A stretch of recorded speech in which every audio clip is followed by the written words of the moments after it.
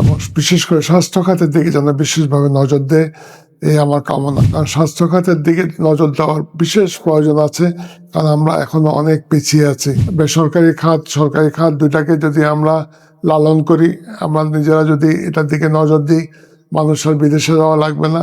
গত 12ই ফেব্রুয়ারি ত্রয়োদশ জাতীয় সংসদ নির্বাচন অত্যন্ত সুষ্ঠুভাবে নির্বাচিত হয়েছে।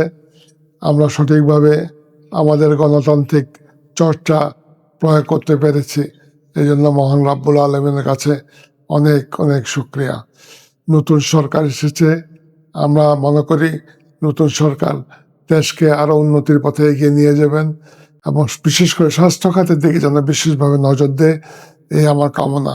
কারণ স্বাস্থ্য খাতের দিকে নজর দেওয়ার বিশেষ প্রয়োজন আছে, কারণ আমরা এখনো অনেক পিছিয়ে আছি। নজরদারি আগে থেকেই কম আসছিল, যার কারণে মানুষ এই সুযোগ সুবিধাটা পায় নাই এবং বিদেশে যেতে হতো, বৈদেশিক মুদ্রা নষ্ট হতো। আমি মনে করি যে বেসরকারি খাত, সরকারি খাত দুইটাকে যদি আমরা লালন করি, আমরা নিজেরা যদি এটার দিকে নজর দিই, মানুষের বিদেশে যাওয়া লাগবে না। বিদেশে না গেলে বৈদেশিক মুদ্রারও অনেক সাশ্রয় হবে।